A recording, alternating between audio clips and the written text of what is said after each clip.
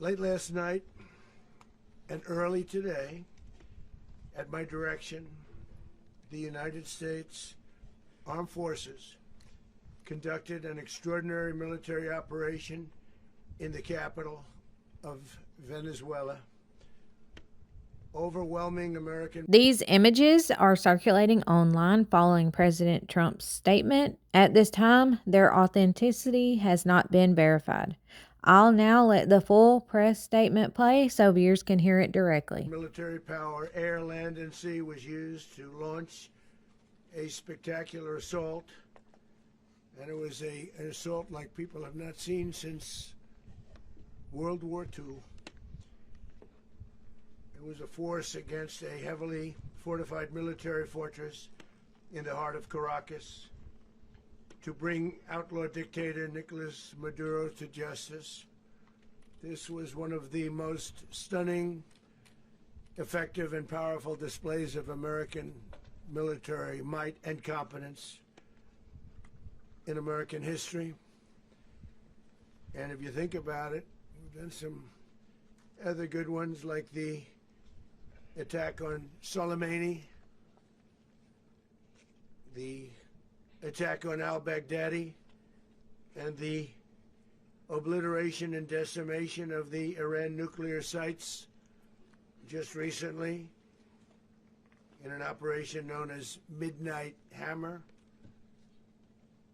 all perfectly executed and done. No nation in the world could achieve what America achieved yesterday, or frankly, in just a short period of time. All Venezuelan military capacities were rendered powerless as the men and women of our military, working with U.S. law enforcement, successfully captured Maduro in the dead of night. It was dark. The lights of Caracas were largely turned off due to a certain expertise that we have. It was dark and it was deadly. But captured along with his wife, Celia Flores, both of whom now face American justice. Maduro and Flores have been indicted in the Southern District of New York, Jay Clayton, for their campaign of deadly narco-terrorism against the United States and its citizens. I want to thank the men and women of our military who achieved such an extraordinary success overnight with breathtaking speed, power, precision, and competence. You rarely see anything like it. You've seen some raids in this country that didn't go so well. They were an embarrassment. If you look back to Afghanistan, or if you look back to the Jimmy Carter days, they were different days. We're a respected country again, like never before. These highly trained warriors, operating in collaboration with U.S. law enforcement, caught them in a very ready position. They were waiting for us. They knew we had many ships out in the sea, just sort of waiting. They knew we were coming. So they were in a ready, what's called a ready position. But they were completely overwhelmed and very quickly incapacitated. If you would have seen what I saw last night, you would have been very impressed. I'm not sure that you'll ever get to see it, but it was an incredible thing to see. Not a single American service member was killed, and not a single piece of American equipment was lost. We had many helicopters, many planes, many people involved in that fight. But think of that, not one piece of military equipment was lost, not one service member was, more importantly, killed. The United States military is the strongest and most fearsome military on the planet by far, with capabilities and skills our enemies can scarcely begin to imagine. We have the best equipment anywhere in the world. There's no equipment like what we have, and you see that even if you just look at the boats. You know, we've knocked out 97% of the drugs coming in by sea. 90%. Each boat kills on average, 25,000 people. We knocked out 97%. And those drugs mostly come from place called Venezuela. We're going to run the country until such time as we can do a safe, proper, and judicious transition. So we don't want to be involved with having somebody else get in and we have the same situation that we had for the last long period of years. So we are going to run the country until such time as we can do a safe, proper, and judicious transition. And it has to be judicious because that's what we're all about. We want peace, liberty, and justice for the great people of Venezuela, and that includes many from Venezuela that are now living in the United States and want to go back to their country. It's their homeland. We can't take a chance that somebody else takes over Venezuela that doesn't have the good of the Venezuelan people in mind. We've had decades of that. We're not going to let that happen. We're there now, and what people don't understand, but they understand as I say this, we're there now, but we're going to stay until such time as the proper transition can take place. So we're going to stay until such time as we're going to run it, essentially, until such time as a proper transition can take place. As everyone knows, the oil business in Venezuela has been a bust, a total bust, for a long period of time. They were pumping almost nothing by comparison to what they could have been pumping and what could have taken place. We're going to have our very large United States oil companies, the biggest anywhere in the world, go in, spend billions of dollars, fix the badly broken infrastructure, the oil infrastructure, and start making money for the country. And we are ready to stage a second and much larger attack if we need to do so. So we were prepared to do a second wave if we needed to do so. We actually assumed that a second wave would be necessary, but now it's probably not. The first wave, if you'd like to call it that, the first attack was so successful, we probably don't have to do a second, but we're prepared to do a second wave, a much bigger wave, actually. This was pinpoint, but we have a much bigger wave that probably won't have to do. This partnership of Venezuela with the United States of America, a country that everybody wants to be involved with because of what we were able to do and accomplish, will make the people of Venezuela rich, independent, and safe. And it will also make the many, many people from Venezuela that are living in the United States extremely happy. They suffered. They suffered. So much was taken from them. They're not going to suffer anymore. The illegitimate dictator Maduro was the kingpin of a vast criminal network responsible for trafficking colossal amounts of deadly and illicit drugs into the United States. As alleged in the indictment, he personally oversaw the vicious cartel known as Cartel de las Solas, which flooded our nation with lethal poison, responsible for the deaths of countless Americans, many, many Americans. Hundreds of thousands over the years of Americans died because of him. Maduro and his wife will soon face the full might of American justice and stand trial on American soil. Right now they're on a ship. They'll be heading to ultimately New York, and then a decision will be made, I assume, between New York and Miami or Florida. But we have people where the overwhelming evidence of their crimes will be presented in a court of law. And I've seen it. I've seen what we have. It's both horrible and breathtaking that something like this could have been allowed to take place. For many years after his term as president of Venezuela expired, Maduro remained in power and waged a ceaseless campaign of violence, terror, and subversion against the United States of America, threatening not only our people, but the stability of the entire region. And you all saw it. In addition to trafficking gigantic amounts of illegal drugs, that inflicted untold suffering and human destruction all over the country, all over in particular the United States. Maduro sent savage and murderous gangs, including the bloodthirsty prison gang Tren de Aragua, to terrorize American communities nationwide, and he did indeed. They were in Colorado. They took over apartment complexes. They cut the fingers off people if they call police. Of power, and waged a ceaseless campaign of violence, terror, and subversion against the United States of America, threatening not only our people, but the stability of the entire region. And you all saw it. In addition to trafficking gigantic amounts of illegal drugs that inflicted untold suffering and human destruction all over the country, all over in particular the United States.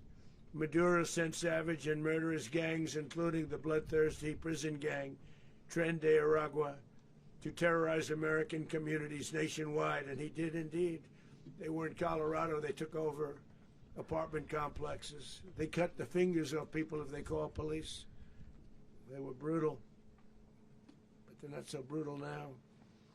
And I just have to congratulate our military, Pete and everybody, and our National Guard, because the job that they've done, whether it's in Washington, D.C., where we have a totally safe city, where it was one of the most unsafe cities anywhere in the world, frankly, and now we have no crime in Washington, D.C. We haven't had a killing. We had the terrorist attack a few weeks ago.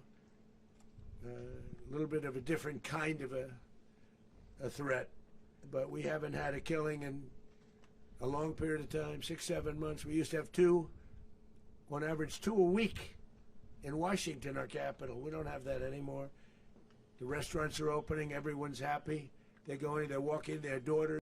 Savage and murderous gangs, including the bloodthirsty prison gang Tren de Aragua, to terrorize American communities nationwide, and he did indeed. They were in Colorado. They took over apartment complexes. They cut the fingers off people if they call police. They were brutal, but they're not so brutal now. And I just have to congratulate our military, Pete and everybody, and our National Guard, because the job that they've done, whether it's in Washington, D.C., where we have a totally safe city, where it was one of the most unsafe cities anywhere in the world, frankly, and now we have no crime in Washington, D.C. We haven't had a killing. We had the terrorist attack a few weeks ago.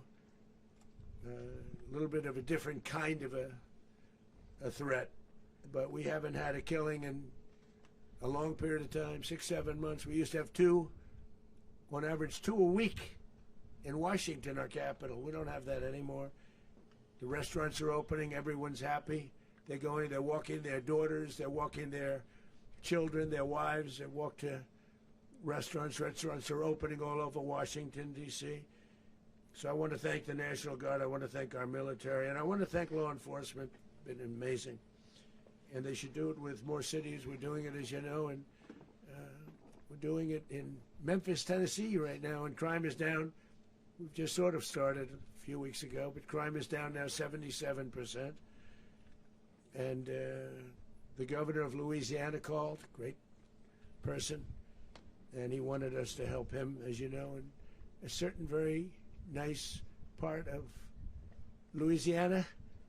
And we have done that. It was a rough section, and we have crime down. I understand it's down to almost nothing already after 2.5 weeks. New Orleans, it's down to almost nothing, and we've only been there for 2.5 weeks. Can't imagine why governors wouldn't want us to help. We also helped, as you know, in Chicago, and crime went down a little bit there. We did a very small help because we had no working ability with the governor. The governor was a disaster, and the mayor was a disaster, but it knocked down crime. But we're pulling out of there. When they need us, we'll know. You'll know. You'll be writing about it.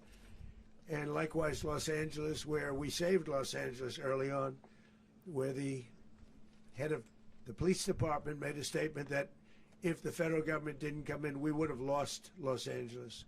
That's long after the fires. That's when they had the riots in Los Angeles. We did a great job. Got no credit for it whatsoever, but that's okay. It doesn't matter. We don't need the credit. But we'll be pulling out when they need us. They'll call, or we'll go back if we have to. We'll go back. But we did a great job in various cities. But the place that we're very proud of is Washington, D.C., because it's our nation's capital. We took it from being a crime-ridden mess to being one of the safest cities in the country. But the gangs that they sent raped, tortured, and murdered American women and children. They were in all of the cities I mentioned, Tren de Aragua. And they were sent by Maduro to terrorize our people, and now Maduro will never again be able to threaten an American citizen or anybody from Venezuela. There will no longer be threats. For years I've highlighted the stories of those innocent Americans whose lives were so heartlessly robbed by this Venezuelan terrorist organization. Really one of the worst. One of the worst, they say the worst. Americans like 12-year-old Jocelyn Nungary from Houston. Beautiful Jocelyn Nungary, what happened to her? They, as you know, they kidnapped, assaulted, and murdered by Tren de Aragua animals. They murdered Jocelyn and left her dead under the bridge. There was a bridge that will never be the same to so many people after seeing what happened. As I've said many times, the Maduro regime emptied out their prisons, sent their worst and most violent monsters into the United States to steal American lives. And they came from mental institutions and insane asylums. They came from prisons and jails. The reason I say both, they sound similar. Actually, prisons a little bit more hostile, a little bit tougher. A mental institution isn't as tough as an insane asylum, but we had them both. They sent from their mental institutions, they sent from their jails, prisons. They were drug dealers, they were drug kingpins, they sent everybody bad into the United States. But no longer, and we have now a border where nobody gets through. In addition, Venezuela unilaterally seized and sold American oil, American assets, and American platforms, costing us billions and billions of dollars. They did this a while ago, but we never had a president that did anything about it. They took all of our property. It was our property. We built it. And we never had a president that decided to do anything about it. Instead, they fought wars that were 10,000 miles away. We built Venezuela oil industry with American talent, drive, and skill, and the socialist regime stole it from us during those previous administrations, and they stole it through force. This constituted one of the largest thefts of American property in the history of our country. Considered the largest theft of property in the history of our country.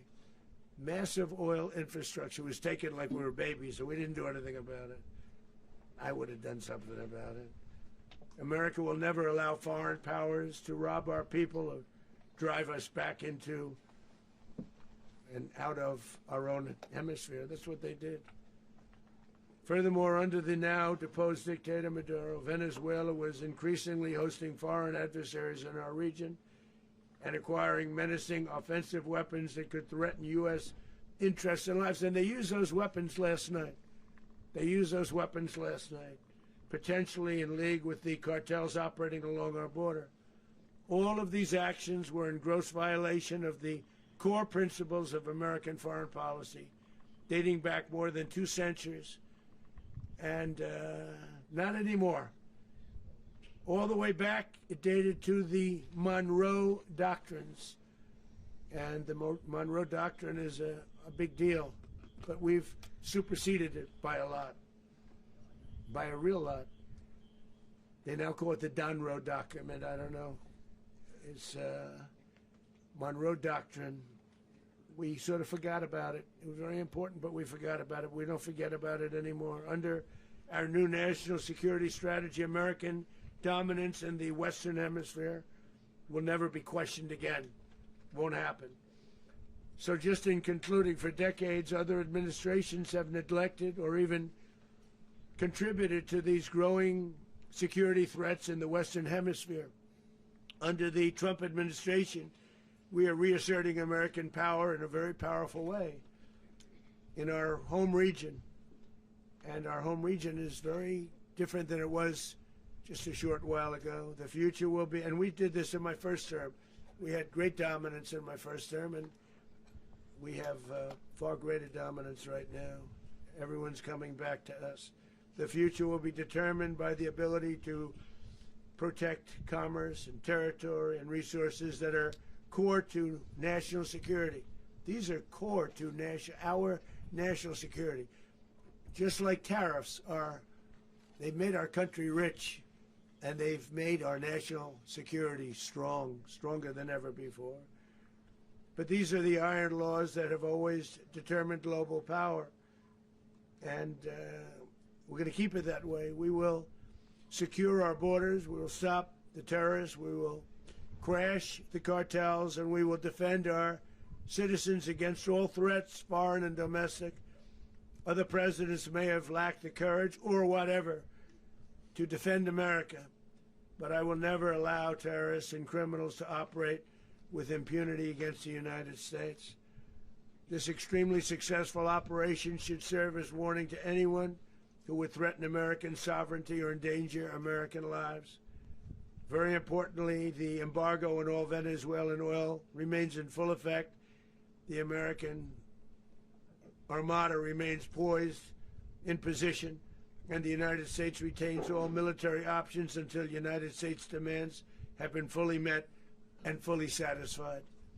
All political and military figures in Venezuela should understand what happened to Maduro can happen to them, and it will happen to them if they aren't just fair, even to their people. The dictator and terrorist, Maduro, is finally gone in Venezuela. People are free. They're free again. It's been a long time for them, but they're free. America is a safer nation. This morning, it's a prouder nation this morning because it didn't allow this horrible person and this country that was doing very bad things to us. It didn't allow it to happen. And the Western Hemisphere is right now a much safer place to be. So I want to thank everybody for being here. I want to thank General Raisin Kane. He's a fantastic man. I've worked with a lot of generals. I worked with some I didn't like. I worked with some I didn't respect. I worked with some that just weren't good. But this guy is fantastic. I watched last night one of the most precise attacks on sovereignty. I mean, it was an attack for justice. And I'm very proud of him, and I'm very proud of our Secretary of War, Pete Hegseth, who I'm going to ask to say a few words. Thank you very much. Hope y'all enjoyed. Hit like and subscribe. Thank you.